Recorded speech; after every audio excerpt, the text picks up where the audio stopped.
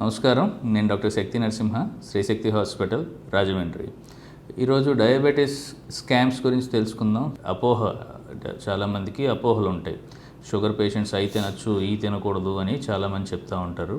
వాటిల్లో ఫస్ట్ పదం వచ్చి డైరీ ప్రోడక్ట్స్ హార్మ్ఫుల్ అంటారండి. డైరీ ప్రోడక్ట్స్ అంటే పాలు, పాల పదార్థాలు హార్మ్ఫుల్ అంటారు. అవి నిజమా కాదా? దాని వరకు వస్తే మనకు కంక్లూజన్ ఏం చెప్పుకోవచ్చు అంటే, డైరీ ప్రోడక్ట్స్ అన్నీ డయాబెటీస్ పేషెంట్లో హార్మ్ఫుల్ కాదు. ఫుల్ క్రీమ్ మిల్క్ అనేది అవాయిడ్ చేస్తే మంచిది. యోగర్ట్కి లో ఫ్యాట్ డైరీ ప్రోడక్ట్స్కి చాలా బెనిఫిషియల్ రిస్క్ ఉందని చెప్పి సైంటిఫిక్ స్టడీస్ చెప్తున్నాయి. ఇప్పుడు వాటిల్లో రెండోది, చాలామంది స్వీట్ షాప్ వాళ్ళు వీళ్ళందరూ ఏం చెప్తారంటే, షుగర్ ఫ్రీ స్వీట్స్ తినండి, షుగర్ ఫ్రీ కేక్స్ ఉన్నాయి, షుగర్ ఫ్రీ బిస్కెట్స్ ఉన్నాయి, ఇవి చాలా మంచిది షుగర్ పేషెంట్స్కి అని చెప్తూ ఉంటారు. వీటికి వస్తే sugar free fats, sugar free sweets ఇవన్నీ ఏంటంటే అండి, శాచురేటెడ్ ఫ్యాట్స్లో క్యాలరీస్ ఎక్కువ ఉంటాయి. వీటిల్లో శాచురేటెడ్ ఫ్యాట్స్ అనేది ఎప్పటికీ మంచిది కాదు.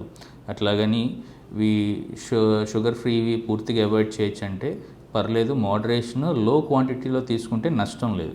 అంతేగాని అదే పనిగా రోజు షుగర్ ఫ్రీ స్వీట్స్ అమ్ముతున్నారు, వీటి వల్ల షుగర్ పెరగకపోదు అంటే షుగర్ పెరగదు, కానీ ఫ్యాట్స్ అనేవి పెరగటం వల్ల, శాచురేటెడ్ ఫ్యాట్స్ అనేవి పెరగటం వల్ల చాలా ఇబ్బంది ఉంటుంది.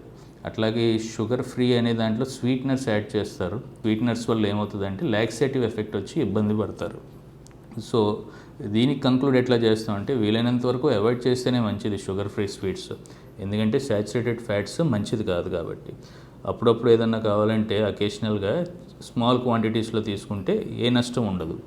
సో చాలామంది ఇప్పుడు కొత్తగా చెప్పేది ఏంటంటే, ఇంకో అపోహ, ఓన్లీ ఫ్రూట్ డైట్ తిందాం షుగర్ కంట్రోల్ అయిపోద్ది అని. ఓన్లీ ఫ్రూట్ డైట్ వల్ల ఏమవుతుందంటే, మోడరేట్ క్వాంటిటీలో తీసుకోవచ్చు, కానీ దీనివల్ల కంక్లూజివ్ ఎవిడెన్స్ ఏం లేదు మనకి. ఎక్కడ సైంటిఫిక్ ఎవిడెన్స్ ఉంటేనే మనం నమ్మాలి. కంక్లూజివ్ ఎవిడెన్స్ లేనప్పుడు ఫ్రూట్స్ తింటేనే మనకి హెల్ప్ఫుల్ అవుతుంది షుగర్లో అనుకుంటే తప్పు. పైపెచ్చు దీనిలో ఏమవుద్దంటే, ఎక్కువ ఫ్రూట్ జ్యూస్లు ఈ తాగటం వల్ల ట్రైగ్లిసరైడ్స్ లెవెల్స్ అని ఎక్కువైపోతాయి. ఈ ట్రైగ్లిసరైడ్స్ ఎప్పుడు ఎక్కువ అవుతాయి? ఎక్కువ ఫ్రూట్ జ్యూసెస్ తాగే వాళ్ళలో ఫ్రక్టోజ్ లెవెల్స్ పెరుగుతాయి, ట్రైగ్లిసరైడ్స్ పెరిగిపోతాయి. ట్రైగ్లిసరైడ్స్ పెరిగితే దానివల్ల వచ్చే ఎఫెక్ట్స్ హార్ట్ మీద, వీటి మీద, కొలెస్ట్రాల్ మీద పడుతూ ఉంటుంది. సో వీలైనంత వరకు ఫ్రూట్ జ్యూస్లు, ఫ్రక్టోజ్ ఎక్కువ ఉన్న కంటెంట్స్ ఆపేస్తే మంచిది. ఇప్పుడు ఇంకో డైట్ వచ్చిందండి, మిల్లెట్ డైట్లు. ఇవన్నీ shift to only millets, stop wheat అనే ప్రోగ్రామ్ నడుస్తుంది చాలామందికి. సో ఇది ఎంతవరకు కరెక్ట్? ఇదంతా అండి, మిల్లెట్స్ కానీ, వీట్ కానీ, రైస్ కానీ, ఇవన్నీ గ్లైసిమిక్ ఇండెక్స్ మీద డిపెండ్ అయి ఉంటాయి. ఇప్పుడు గ్లైసిమిక్ ఇండెక్స్ అంటే ఏంటి? గ్లైసిమిక్ ఇండెక్స్ అంటే ఏంటంటే, ఎంత ఫాస్ట్గా గ్లూకోజ్ లెవెల్స్ బ్లడ్లో ఇంక్రీజ్ అవుతాయి after consumption of particular food or cereal or grain. అంటే మీరు ఒక ఫుడ్ కానీ, ఒక సీరియల్స్ కానీ, గ్రెయిన్స్ కానీ, హోల్ గ్రెయిన్స్ తిన్న తర్వాత ఎంత ఫాస్ట్గా షుగర్ లెవెల్స్ పెరుగుతాయి అనే దాన్ని గ్లైసిమిక్ ఇండెక్స్ అంటాం. ఈ గ్లైసిమిక్ ఇండెక్స్ ఎంత తక్కువ ఉంటే అంత మంచిది. సో అంత లో గ్లైసిమిక్ ఇండెక్స్ ఫుడ్స్ తీసుకుంటే షుగర్ పేషెంట్స్కి చాలా ఉపయోగం. సో ఇప్పుడు గ్లైసిమిక్ ఇండెక్స్ ఎంత ఎక్కువ ఉండాలి? నార్మల్ ఏంటి? నార్మల్ అనేది 55 to less than 55 ఉంటే మంచిదండి, లో గ్లైసిమిక్ ఫుడ్ అంటాం. సో 55 to 70 ఉంటే మోడరేట్. మీరు మోర్ దెన్ 70 ఉంటే హై గ్లైసిమిక్ ఇండెక్స్ అంటాం. సో ఈ లో గ్లైసిమిక్ ఇండెక్స్ దేంట్లో ఉంటుంది?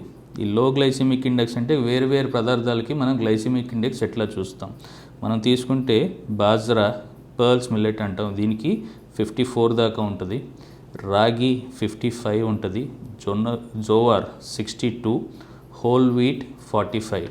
సో దీనికి కంక్లూజన్ ఏంటంటే, whole grain consumption is inversely associated with risk for diabetes 2 patients. So stop wheat అనేది మంచిది కాదు. సో కంక్లూజన్ ఏంటి? దీనికి వీట్ స్టాప్ చేయడం మంచిది కాదు. సో మిల్లెట్స్ తీసుకుంటే మంచిదే, కానీ వీట్ తీసుకోవటం ఆపేయమని కాదు. ప్రతి గ్రెయిన్కి దానికి తగ్గ పాజిటివ్ ఎఫెక్ట్స్ ఉంటాయి.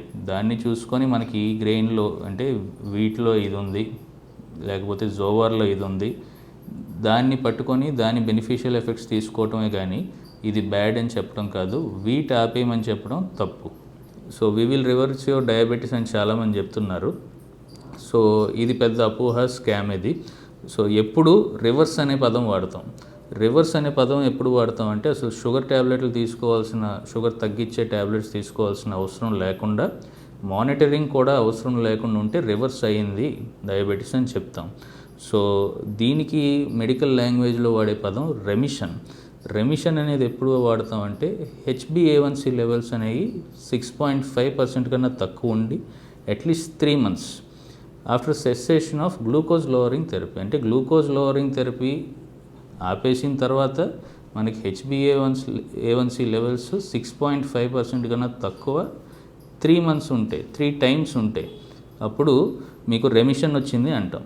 సో దీని కంక్లూజన్ ఏం చెప్తామంటే రివర్సల్ కానీ క్యూర్ కానీ డయాబెటీస్లో ప్రస్తుతానికి ఏమీ లేదు. మెడిసిన్స్ ఎప్పుడూ ఆపవచ్చు. లైఫ్ స్టైల్ మోడిఫికేషన్తో కలిపి మీకు షుగర్ వాల్యూస్ అంటే గ్లూకోజ్ వాల్యూస్ అన్నీ కంట్రోల్లో ఉంటే అప్పుడు తగ్గింది అని చెప్తాం. అది కూడా కంటిన్యూస్ బేసిస్లో లైఫ్ స్టైల్ మోడిఫికేషన్ ఉండాలి. తగ్గిపోయింది కదా అని చెప్పి మళ్ళీ తినడం స్టార్ట్ చేస్తే రైస్ ఎక్కువ, షుగర్ వాల్యూస్ అనేవి ఎక్కువైపోతాయి.